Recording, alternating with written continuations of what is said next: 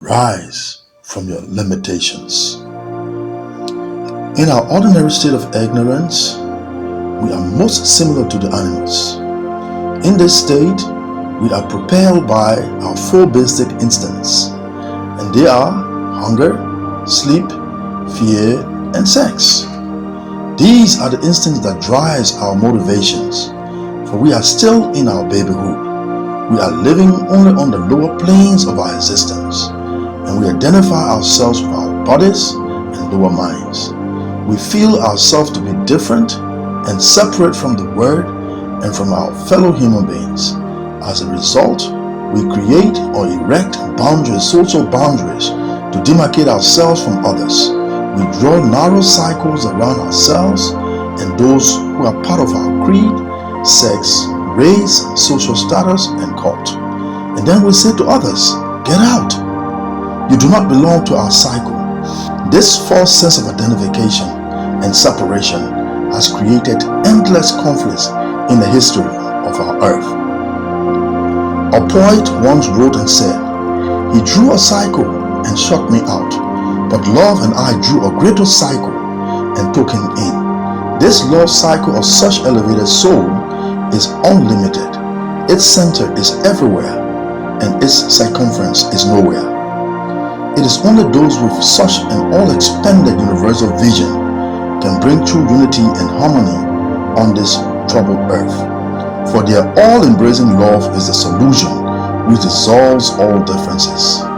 Today in our country Liberia and in all parts of the world, there is their need for such love. There is too much hostility and fears, wars, contempt, and domination in this world.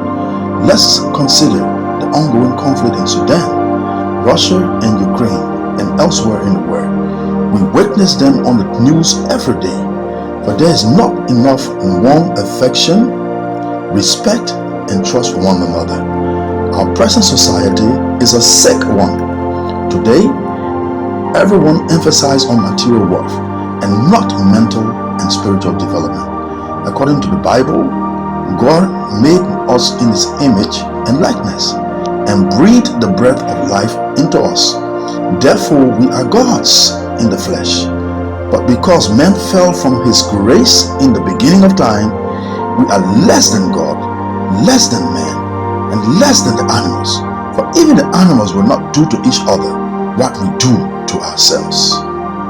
Today, we are struggling in the web of our fleshly desires to find the truth, to get back to what we were once as humans, having dominion over the earth.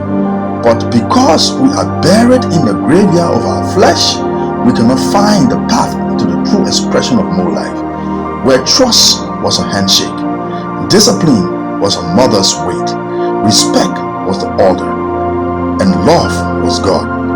It's hard times we shake out from our slumber, be still, and return to our first love. For God is love, and there are three: faith, hope, and love. But the greatest of the three is love. So how can we love this God whom we cannot see? We must first love Him by appreciating ourselves. For if we appreciate ourselves, we will respect others.